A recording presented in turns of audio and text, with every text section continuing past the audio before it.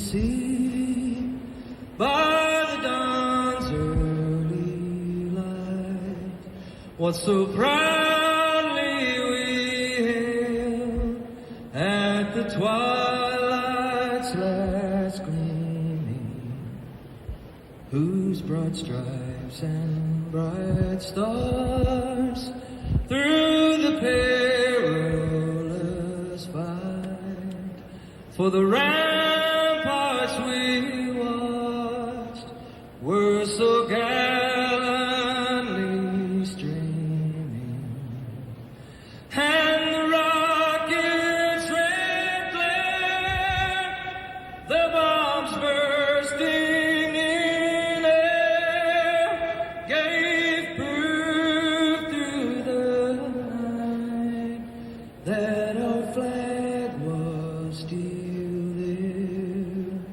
Oh, say does that star-spangled banner yet wave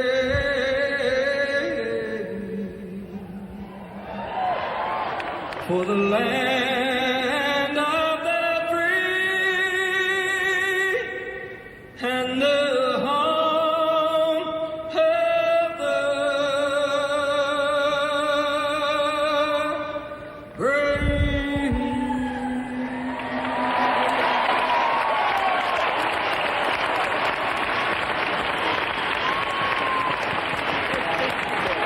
Billy Ray Cyrus, ladies and gentlemen. Billy Ray Cyrus.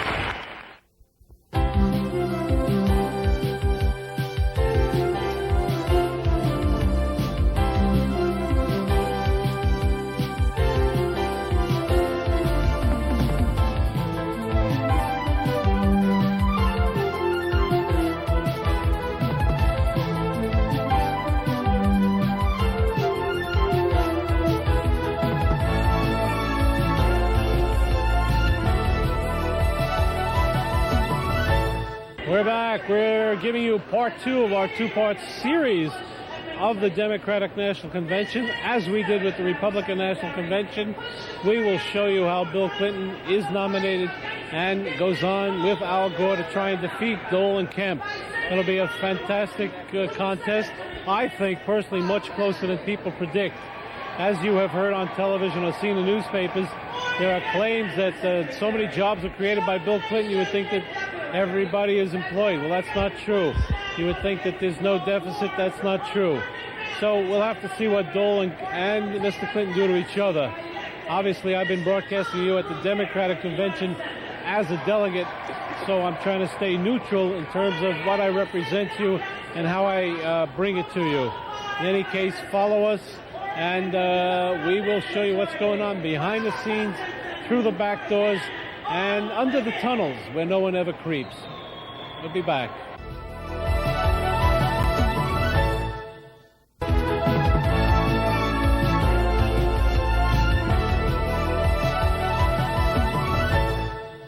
We're back. We're talking to a very dapper Senate, I can tell you that. You look great. How do you feel tonight?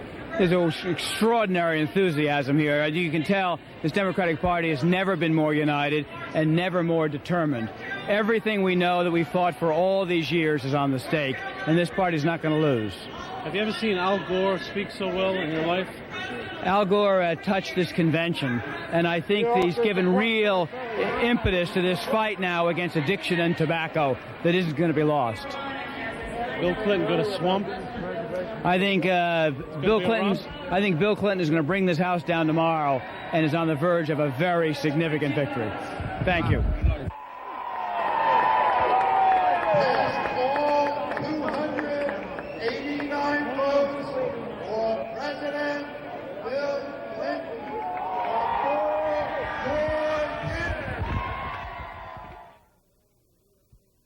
We're back. We're talking with Ken Fisher, a councilman in the New York City Council. Kenny, you're a delegate. You heard Al Gore speak tonight, the opening of the year 2000 for nominations of president. Well, I certainly hope so, Leon. I was Al Gore's Brooklyn coordinator in 1988. Right. I traveled around with him. He was talking about issues like AIDS and homelessness. They weren't very popular, but they were important. And that's the same thing that Al Gore has done tonight. He's talked about important issues, important for the country, important to him personally. I'd love to see him run for president after Bill Clinton finishes his second term. You've seen him make a lot of speeches. Was this his best? This was one of the best speeches I've ever heard Al give. Frankly, the best speech I ever heard him give was about 12 o'clock at night, just before he was dropping out of the presidential race in '88. He was tired and relaxed and funny, but in terms of a substantive speech, this was Al Gore at his best. He's been training all of his life to be the president, and one day he will be. There you hear it. Co-delegate, great councilman, Ken Fisher. Your daughter? This is my daughter, Penelope. She's a delegate. Is this your first convention? Yeah. How do you feel it's your first convention? Good. It's exciting. You like politics? Yeah. Would you prefer to be a doctor or a politician? A politician. Like father, like daughter. Take care.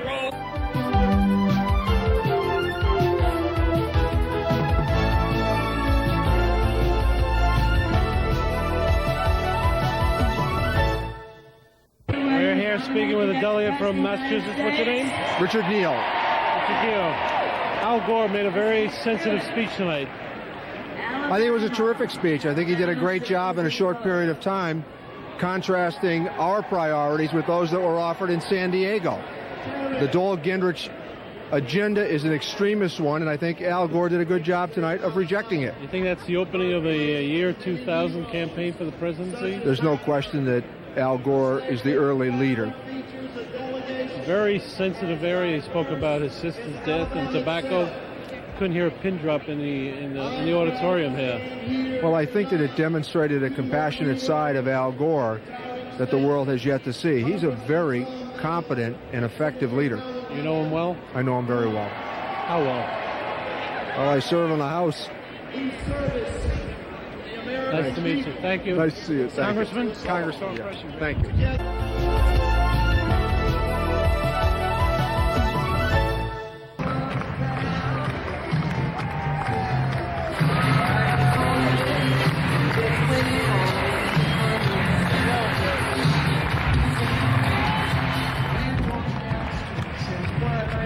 The pictures speak for themselves. The pictures speak for themselves. Al Gore has probably delivered the best speech of his life, and it could be the possible speech that leads him to become nominated to become the President of the United States in the year 2000. He's really inspired this crowd. And that speech about his sister, there was silence in a hall of about 30 or 40,000 people there. People were just dead silent.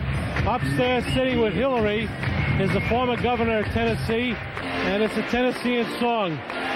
He came off extremely sincere, and I believe, it's my humble opinion, that this man really has a strong future in terms of the presidency. Look at this hall. It's just rocking and rolling. There is a sincerity here. I'm sitting here amongst the delegates. These people are really aroused.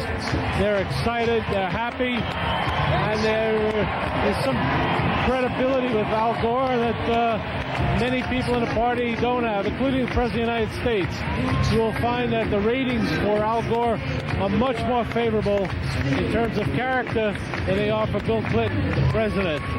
But he's a very loyal soldier. And the race is on for the year 2000. This is all about the race for the year 2000. Who will get the nomination? Bill Bradley, Al Gore, Sam Nunn, Gephardt, a few of the names that will be tossed around. We'll see what happens.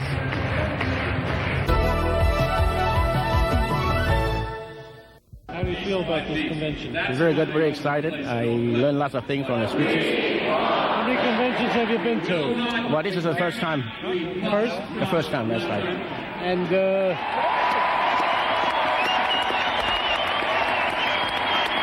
what is your name? Thomas Wong from Queens County, New York. Queens County. Right. You're proud of Queens County. Right. Who's your congressman? Tom Manton. Thomas Manton. Tom Manton. Good luck. If you can see me, you're lucky. I'm behind Clinton and Gore signs. We're in the middle of it. I've just cast a vote, which is my duty as a Democrat. And we'll be right back.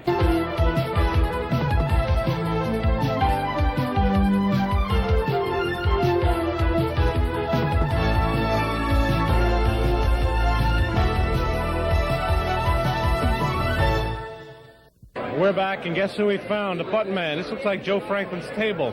You know Joe? Yes, I do. How did you design all these buttons so quickly?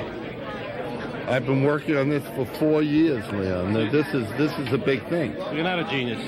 No, not at all. Except every once in a while you create one button that takes off. And if I may show you,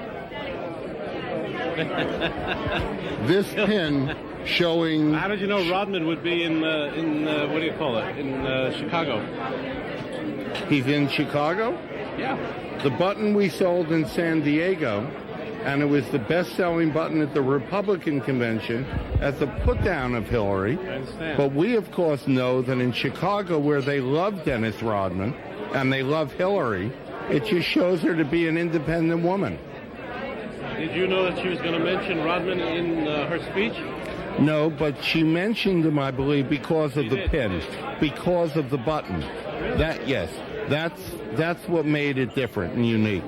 We don't have much time. Bill Clinton is calling him immediately to come on the show and talk with such clairvoyance. You're a genius. Well, thank you so much. My mother thought so. And may I give you one? Sure. Mort Berkowitz, and it was good to see you. My pleasure. You take Thank cash? you. Is there anything else? Thank you.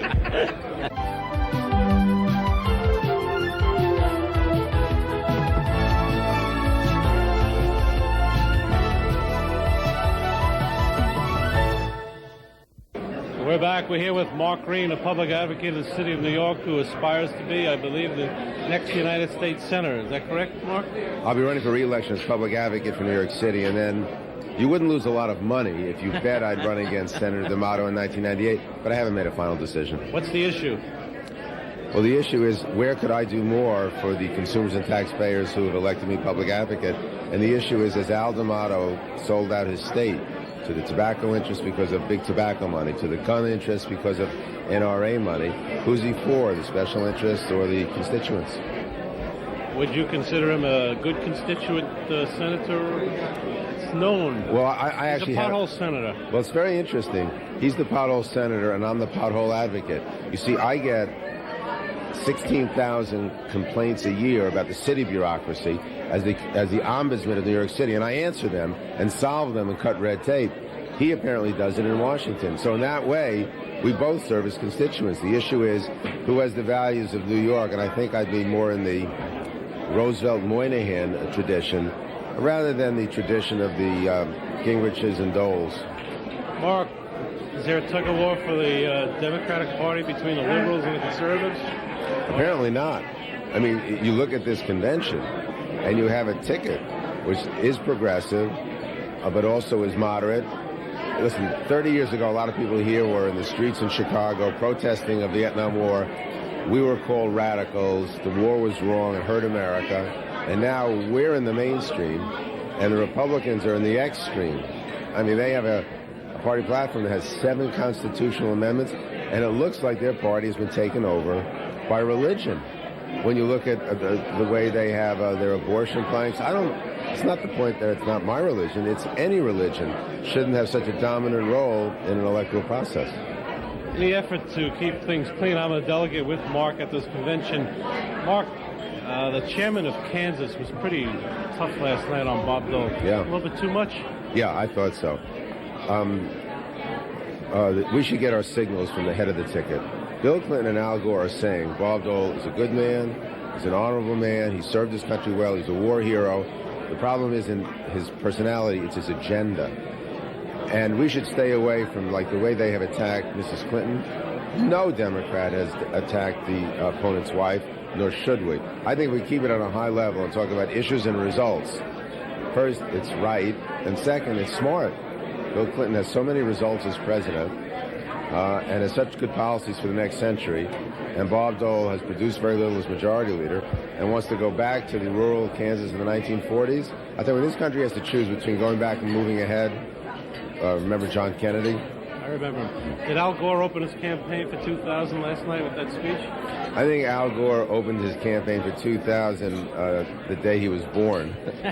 His father has said, the former Senator Albert Gore Sr., that we raised him to be president. I was raised to be public advocate, for example. That was in my gene pool. My mother told me I'd be a television reporter. That's dreams. And a leading citizen. No, it's pretty clear. Every vice president in the modern era who wanted to go on to their party's nomination has. Not yet Dan Quayle, and he's probably the exception that proves the rule. Mark, all right, good luck, thank you, really. Leon. You're a terrific guy, great candidate.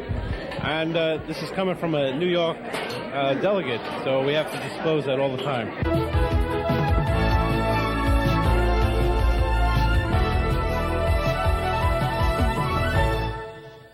We're back. We're talking to Speaker Peter Malone of New York City Council.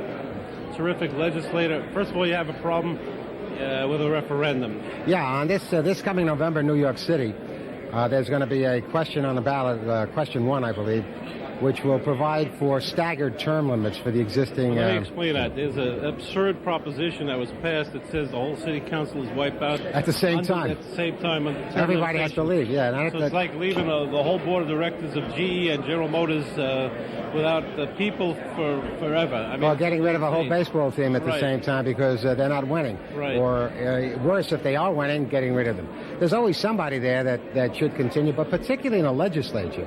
It would be chaos if every single elected official leaves at the same time. There's no memory, there's no institution, any commitments that have been made.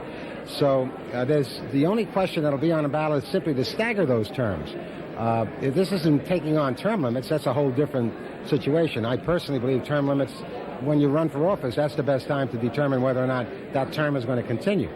But since it is the law of the city at the moment, all that they're doing is talking about stretching it out so that as you get into the next century, you have some continuity. I mean, what kind of a situation? You have the mayor, the public advocate, the 5 borough presidents, the controller, and all the council members leaving at the same time. That would be the only place in the country where that would happen, and I think it's an absurd result. Peter, rumor is that you may try to run for governor. Yes, but we first have to make sure we have a city to govern. What's your big issue with Pataki? Well, I think with the governor is a very nice gentleman, but I really think that it's you can't govern if it's going to take you 6 months to adopt a budget. I think you really have to be able to put personalities aside and do the work that has to be done. You know, we've never been late in the city of New York. And secondly, I think he has to focus more on education, which he hasn't done, particularly been discriminatory towards the cities in the state and New York City. When you talk about freezing aid to school children and you have a growing school population, that makes no sense. It makes an awful lot of sense in places where you have a declining school population. So there are things that I think are very essential for the survival of this city and state. In the interest of full disclosure, I'm a co-delegate at this convention with Peter. I have 2 pet peeves. I want your reaction. Number 1, why was Jimmy Carter not invited to this convention? Or if he was, why is he not here? Yeah, I wish I would have invited him here if I would have known that. I mean, Jimmy's President Carter's But he wasn't even mentioned last night by the Georgia delegation. Strange. I have no idea why. Can you believe this? No, because I remember, and so do you, Leon, back in 1976, he was the one that signed on a napkin to the New York State delegation that he would fight for national standards for welfare. And, you know, he did an awful lot for this country. And he did an awful lot for world peace when he worked the Camp David Accords, for what I think is one of the most important things that ever happened in this entire century. So Jimmy Carter deserves an awful lot of recognition. I don't understand how it would be possible for them not to give a role here. I don't understand it. I'm really, we're discussing this as 2 delegates. The second thing I thought was a little bit of a turnoff was the chairman from Kansas last night. I think it was a little bit too tough on Bob Dole. Bob Dole's a great American. Yeah. He fought for his country, lost an arm.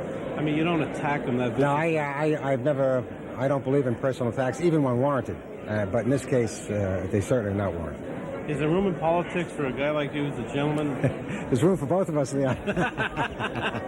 There you have it. Peter Malone, one of the nicest human beings that I've met, one of the great politicians. We'll be back. you about, who cast the vote to do the right thing for the country. And they're gone. I'm sick of hearing about the fact that politicians today only think about themselves and never think about the future and never think about the country. That may be the Republican Party, but by God, this party leads. And that's what we do. New York, Tel Aviv, Jerusalem, Leon Charney travels all over the world and interviews all kinds of Bahrain, interesting people. Cairo, The Leon Charney Report is about people, places. It's not just a Moscow, talk show. It's an action show, an Tokyo, informative show Madrid. with people from all over the world. It's about politics, current events, entertainment. It's on the Leon Charney Report.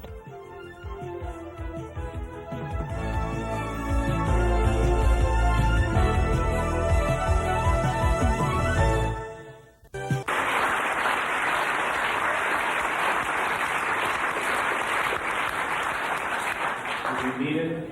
Do we want it?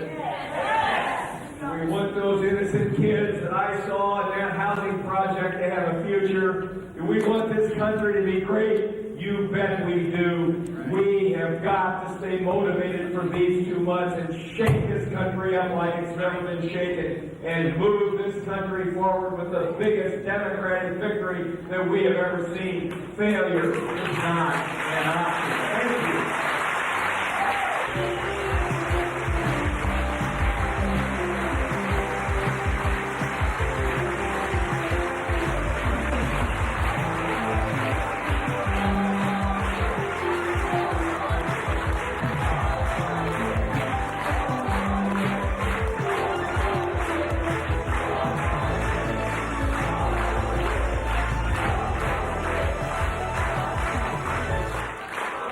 We're back. We're here with the New York delegation, of which I am a delegate. I have to disclose that all the time. Gary is a co-delegate of mine.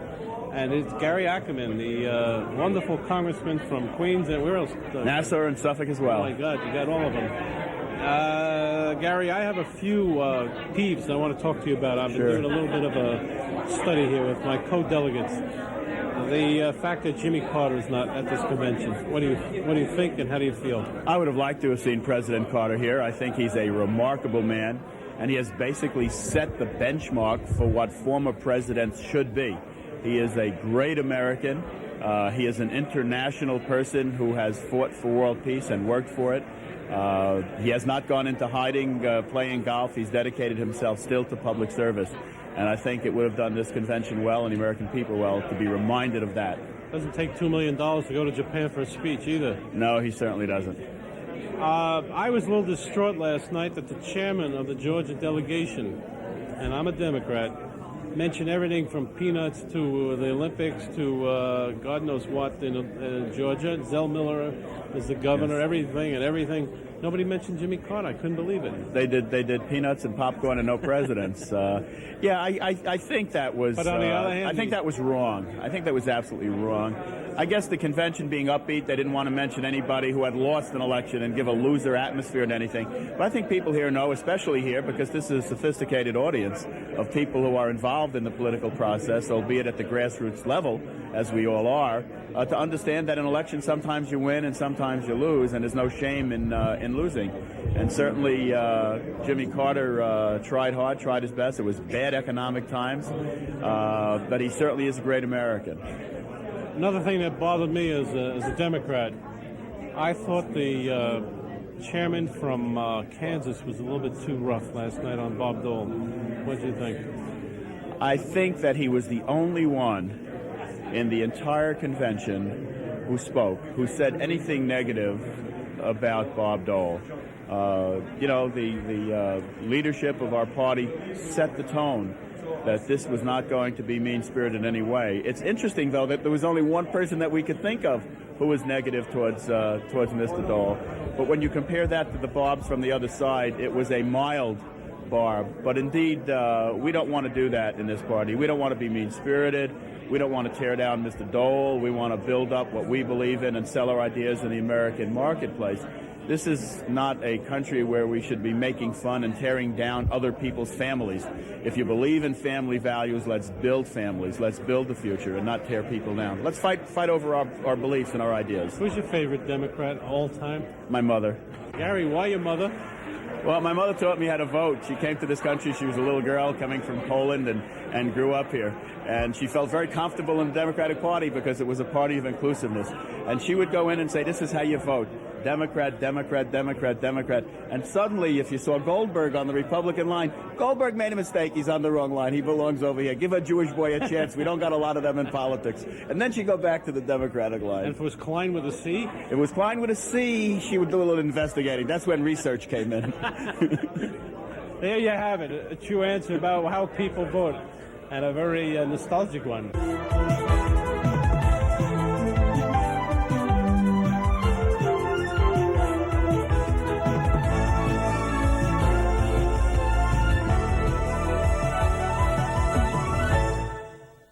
Governor Cuomo.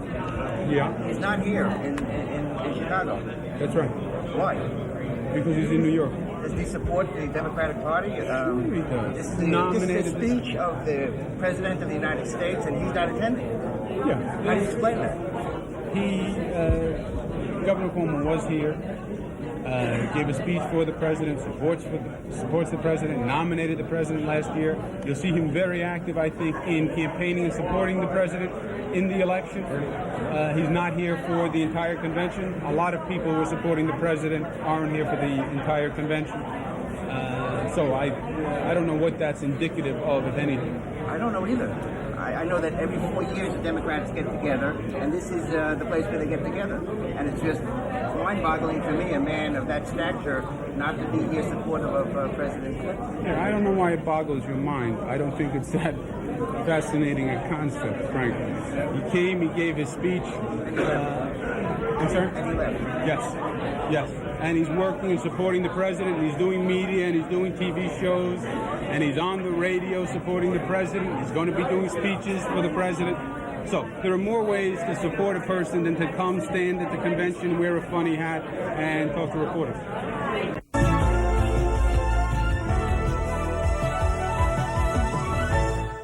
We're talking with Donna Shalala, who is a profound libertarian of the Clinton administration. You're very happy with what's going on here? I am. Great unity in the party. Sure, our party disagrees on some things, but it's a great party, and it's for working people. It's very clear here that we have the kind of energy and unity we need to take both houses of Congress and to take some state legislatures around the country. And if it goes the other way and Newt Gingrich wins? Not a chance it's going to go the other way, because New Yorkers are going to deliver a great victory for the president. Thank you.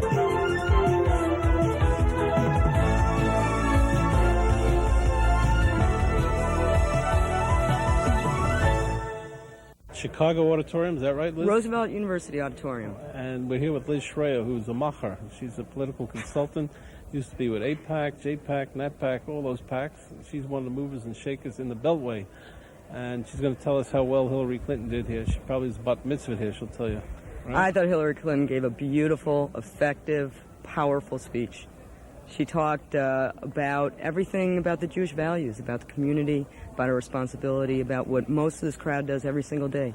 Let's talk about you for a minute. Okay. Are there many political consultants like you in Washington who are Jewish? Like me, I don't know. Excuse me, I'm being wiggled on my beeper here. There are a lot of political consultants. There are many that are Jewish. There probably aren't a lot that do exactly what I do. What do you do? I specialize in grassroots advocacy and political strategy. I work with trade associations, political organizations, many in the Jewish community, and help them learn how you maximize your resources of your activists and members. All right, let's talk about political consultants. Okay. Let's talk about Dick Morris. How strong was his influence in his campaign? I think it's been very strong. And how strong was James Carville? I think his also has been strong. I think you can see it in different ways. I think in terms of themes and images and directions, you see a strong hand of Dick Morris. In terms of organization and some of the words and some of the activity around, you see James Carville. It's a big industry, political consultancy. It is a isn't it? huge industry. And it's growing and growing. It will continue to grow. There's a need for it. I was surprised. I started my business about 2 years ago. Not sure what kind of world I would find out there, and I'm amazed at the interest and the desire to get some expertise in helping. What's the name of your firm, Liz? Schreier and Associates. You do polling also? No, I don't. And I have a lot of friends that do polling, and I often hire posters for my clients if they need it.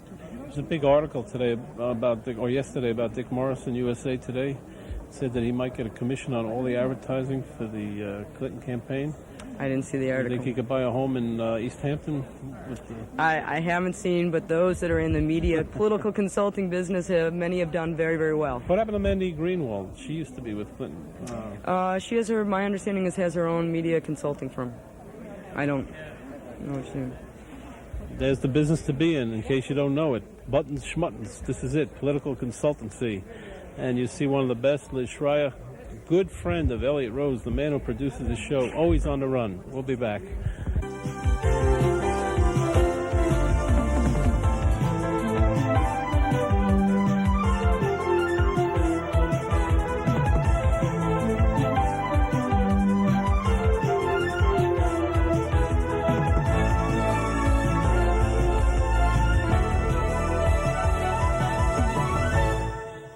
We're back. We're on the floor of the Democratic Convention in Chicago, talking to the Attorney General of Connecticut. And guess what? There's a Jewish boy.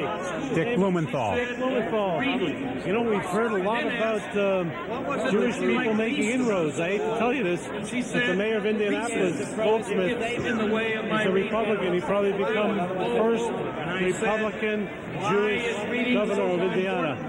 That's great. And now you can become the first Jewish governor of Connecticut. Well, actually, Abe Ribicoff was the first Jewish governor of Connecticut and was the first Jewish senator.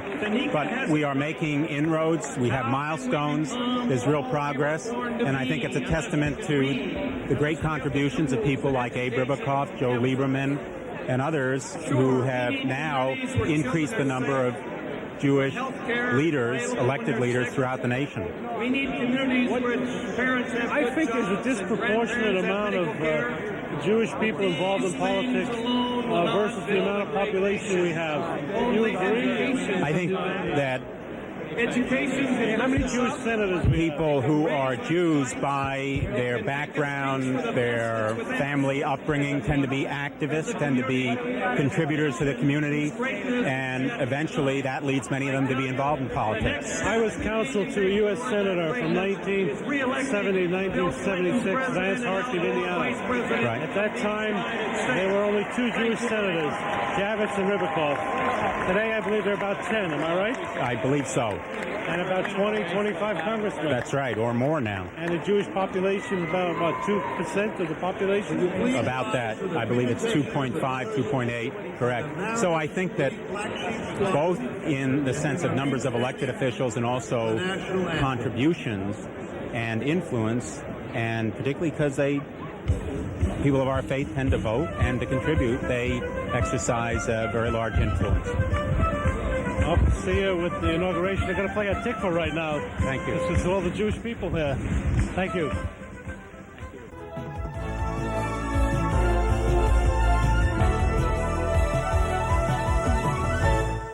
We're back. We're continuing our interviews with some of the real people who make up Chicago and this convention, and we're talking with a great artist. What type of art do you do? I'm a visual artist. I'm a painter, mosaicist, and muralist. And you've been invited as a special guest to celebrate what you've done for the Democratic Convention tonight? Yes, yes. This is your first convention? This is my first convention. And you're excited about being inside? I'm excited about being inside because I've only had the opportunity to watch conventions on television. And I was in the United Center preparing, looking at the space for where we would hang these banners.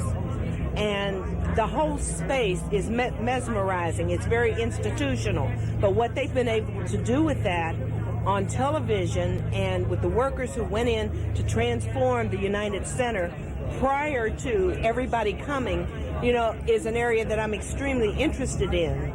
But tell me, if Bob Dole invited you to do the same thing in San Diego, would you have gone as an artist?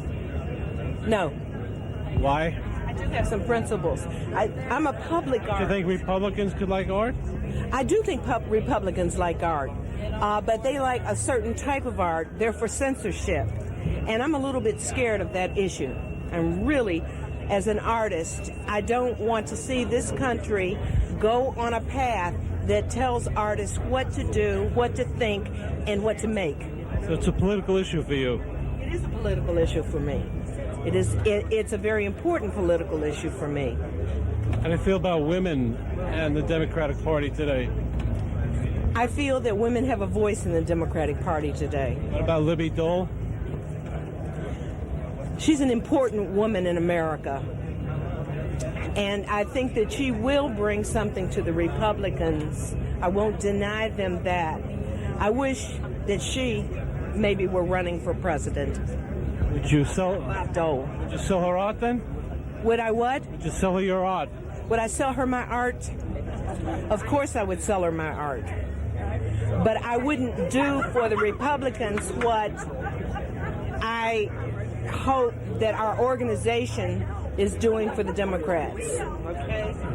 That's important. This is the Vox Populi. It's called the Voice of the People, and they're responding to the Democratic Convention and what it means. It's an interesting point. I've never heard that one before.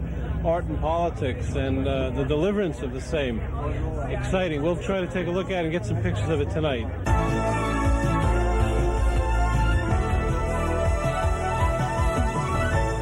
We're back. I'm Leon Charney speaking to you at the David Dinkins reception. And we bumped into Freddie Ferrer, who is the Bronx Borough President. Done a very, very good job up there and aspiring to become the mayor of the city of New York. The first Hispanic mayor, I believe. Correct, Freddie? That's right, Leon. What do you consider the big issue today in New York? What's Mayor Giuliani doing that you would like to do differently? Well, I think we've got to do a far better job in educating children and improving their chances, as well as developing a plan for growing jobs in a city that's economy is shrinking.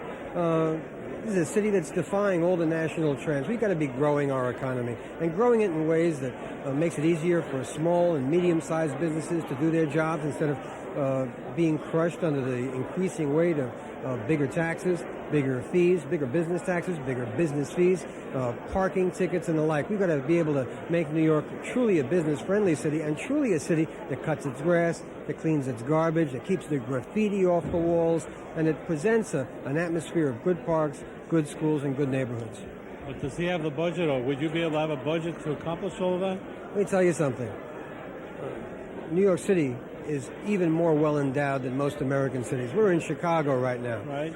A city that hasn't got anything on us, but they managed to keep the graffiti off the walls, the grass cut, the parks in good condition, the schools in good condition. This is a city that works, and it works because you have the right priorities. Instead of giving away hundreds of millions of dollars to corporations that may or may not create jobs here, we've got to be putting that money into making the city a more attractive and business-friendly city, reducing business taxes, consolidating business fees, making it easier for luncheonettes and beauty parlors and the service sector, small and medium-sized businesses to employ people, to pay their taxes and to do business in New York, as well as creating an educational system that actually produces kids that can read and kids that can apply for jobs and compete in our economy.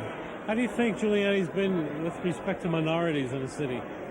Well, I think this mayor, when you have an attitude that you're governed by zip code, that you're only essentially, Leon, as you know. It's a good line. Well, in fact, it happens to be true. I'm going to do everything for this community or this borough because they were for me. That other borough who wasn't for me, I'm not going to do so much for.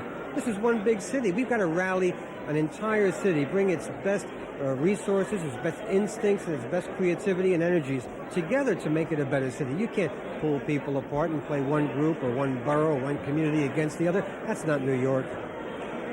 He seems to be very involved in crime. He's sort of the police commissioner of New York. Sort of enjoys that, I think.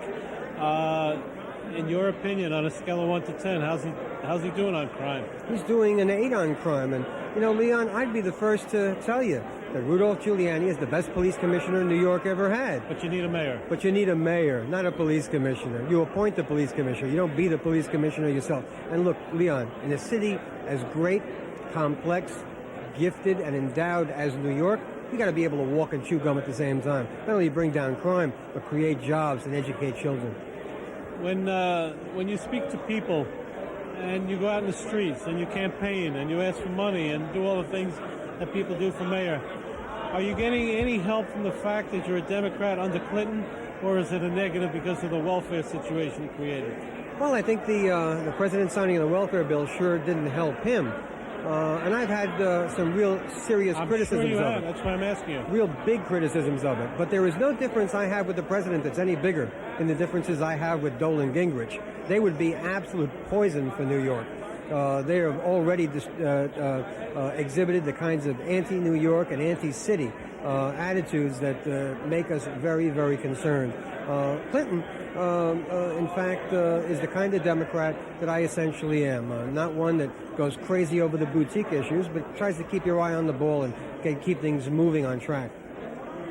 So at the end, at this convention, you're saying he's the better of two bads, in a sense. Well, no, I would. That would be faint praise for Clinton. I would say he's far superior to Dole. We'll have some differences with him, and we always have. We're Democrats, for God's sakes. We're not Republicans. I mean, Republicans are all in lockstep on everything. Democrats disagree. We have pretty energetic disagreements, but in the end, we keep our eye on the ball. And in this case, we've got to re-elect Bill Clinton. Freddie Ferrer, a terrific guy, very articulate, and a great representative for his people, and possibly the next mayor of the city of New York.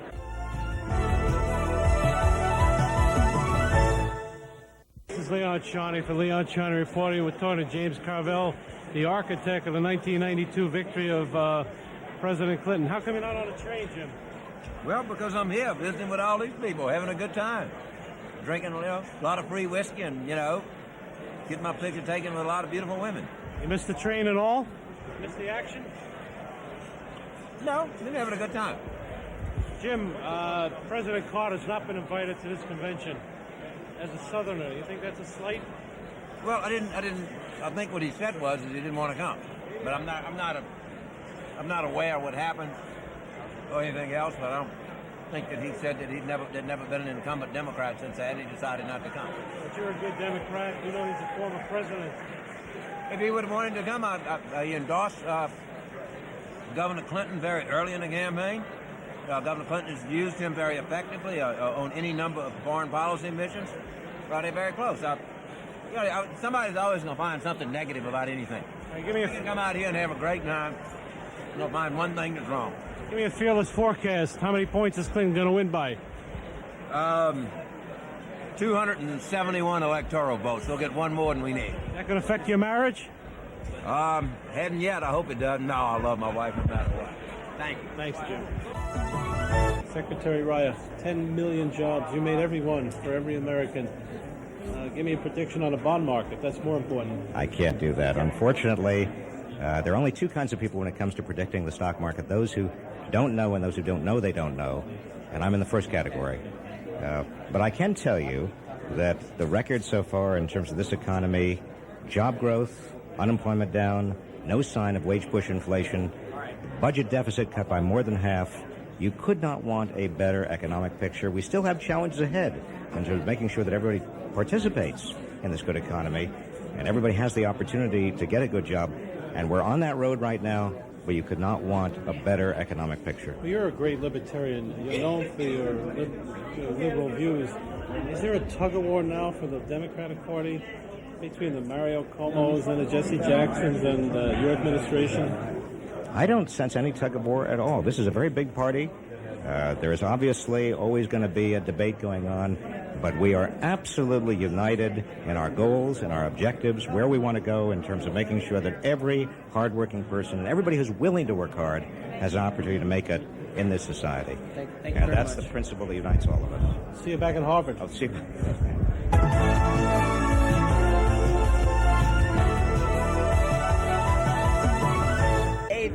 No, they're talking. Okay. How are you? Mr. Chairman, while you were mayor down there. Madam Chairman. And it's a pleasure to meet you again, though I know you never picked me out in the crowd down in New York. Don't bet on it. But remember the last convention? Oh, do I ever? You were sitting in the front row, and Jesse was talking, and all those cameramen were there.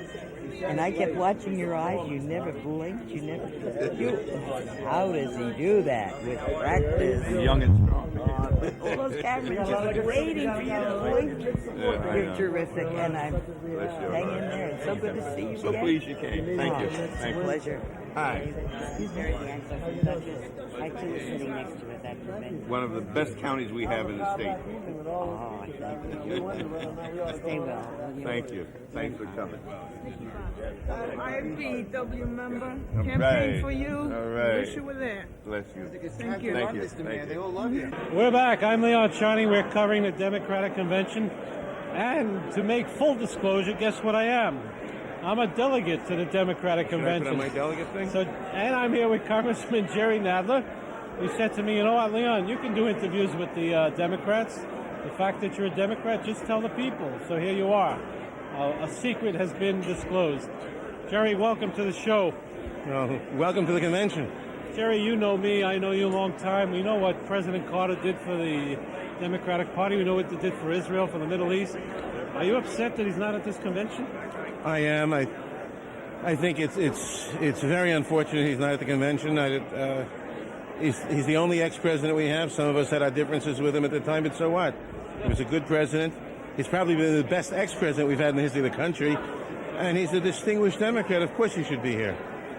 What? Why not? Why has he not been invited? What's going on here? I don't know. I don't know that.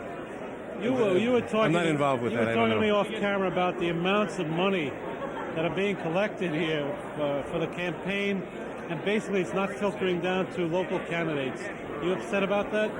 Well, yeah, not being collected here, but being collected all across the country. The president is getting $61 million as a Senator Dole from the federal government to conduct the campaign. In addition to which, the Democratic National Committee has collected is raising about $140 million. So between that's $200 million. The Democratic National Committee is giving to the Congressional Committee only $1 million to help regain a Democratic House, and I presume the same is true of the Senate. If the National Committee were to take $3 million or $4 million and give it to the Congressional Campaign Committee and a similar amount to the Senate Campaign Committee, out of the $200 million, it wouldn't make any material difference to the odds of President Clinton getting reelected, as I trust and I'm sure he will be. But it might make all the difference in the world as to whether we regain control of the House and perhaps the Senate from the Republicans and kick Newt Gingrich out of the ability to do all the destructive things he's trying to do to the country. Jerry, it makes no sense. One of the targets of this whole convention has been Newt Gingrich. Everybody talks about regaining the Congress. Everybody talks about Gephardt becoming the leader. Charlie Rangel becomes chairman of Ways and Means. Why? Why wouldn't they do this? You have a guy named Ickes in there who's... Harold Ickes. Harold Ickes. I call him Ickes. He's a friend of mine. All right. He's a friend of mine, too. But he's in there. He's controlling a lot of it. Morris is a West Sider. Friend of yours, I'm sure. College roommate. Well, college roommate. Dick Morris. How come they don't understand this? Well, their responsibility is to the president. They work for the president. Their responsibility is not to the Congressional Campaign Committee, and it's not their call, I don't think. The National Committee's responsibility is to the party as a whole. But in any administration, the National Committee of the party is controlled by the president if that party has the president. Unfortunately, I think they're taking too narrow a view. They're thinking much too much only of the president's reelection, which God knows is vitally important, but they're not thinking enough, in my opinion, about the Senate and House. Now, Mr. Gephardt, who's the leader of the Democrats in the House, and Marty Frost, who's the chairman of the Democratic Congressional Campaign Committee, I think are doing marvelous jobs, and they've raised a lot of money, but I think another $3 or $4 million would make all the difference in the world. All right, tell me a little bit about your roommate. Is he controlling triangulation and the Clinton campaign? Well, I'm not privy to that. Not very often. Not very often. How was he in college? Running a lot of campaigns? Well, Dick was my campaign manager when I was elected student government president of Stuyvesant High School. And a lot of history. Yes, and we worked together in anti-war political campaigns in 1966 and 67, and we were together a long time. But Dick is brilliant, always was brilliant. He's a master political strategist, and I think he's done a very good job for the president. Jerry, thanks for coming on. You just heard Congressman Jerry Nadler, who filled the space and place of Ted Weiss, who was a very formidable congressman. He won another term and now looking for his third term, 2.5 terms. He went in the middle. We'll be back. Every Sunday at 5 p.m.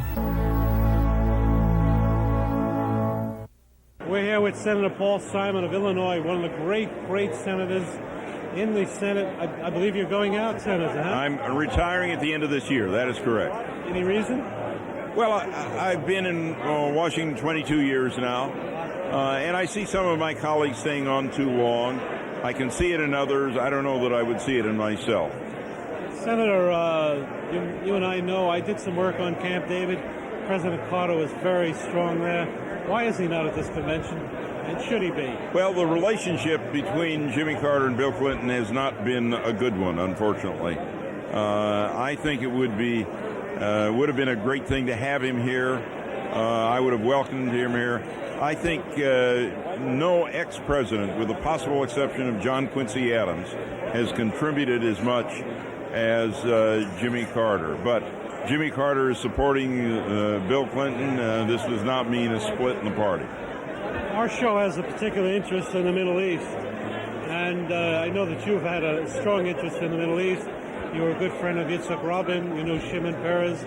I'm sure you know Bibi Netanyahu. Give me your gut feeling about what's happening over there today. Well, let me give you a little more than a gut feeling. I was just over in Israel for a week, and had I been a resident and citizen of Israel, I would have voted for Shimon Peres and campaigned for him. But I met with the Prime Minister, and among other things, he asked me the same question you asked me: why are you leaving the Senate?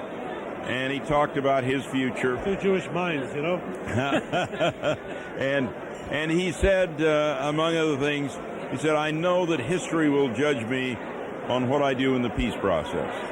I felt very encouraged. Now, maybe he was just saying this to me because I'm a visiting American politician, but I don't think so. I think he is trying to satisfy his followers as much as he can so he doesn't lose his coalition. But I am cautiously optimistic that the new government in Israel is going to move in a positive direction on the peace process. I don't know if you've heard the news, but and I have to disclose this. Asa Weitzman, who's a good friend of mine, I've been his lawyer, prodded Bibi Netanyahu to meet with Yasser Arafat on Monday, and he did that by inviting him to his own home in Caesarea. Wise move or not? Well, I think it is a wise move. I think any time you have people in a potential conflict situation who get together and talk, it is helpful. And I might add, I am grateful to President Weizmann for initiating this move and moving things along. I'll be happy to hear that. Now, you're going out of the Senate with a Democratic president signing a welfare bill that basically takes children and et cetera, off the welfare rolls in 5 years. You're a pretty liberal guy. How are you feeling about that? Well, I voted against it. I spoke against it. It's the worst bill to pass Congress in my 22 years in Congress. I think it was unfortunate. But I have to add, you have to judge Bill Clinton in the overall. And overall, his record is good. You have to also ask the question, what kind of appointees would you get to the United States Supreme Court from a Bob Dole or a Bill Clinton? And when you start examining these other questions, I think people come out on the side of Bill Clinton. Paul, good to see you. Thank you. Great to see you again. Thank you very much. We have it, the second half of our Part 2 series, the Democratic National Convention at United Center in Chicago. Bill Clinton overwhelming this crowd with a fantastic speech. Al Gore yesterday with an unbelievable, sensitive speech. The race is on. We've shown you both conventions. Make up your mind in November. We'll see where it takes us. We will help you follow this election through sidebars, through backdoor channels, like we always do, so you get an insight as to what's really going on behind the scenes. Because in front of the scenes, again, you've seen it all. We want to show you what's behind. We'll see you next week.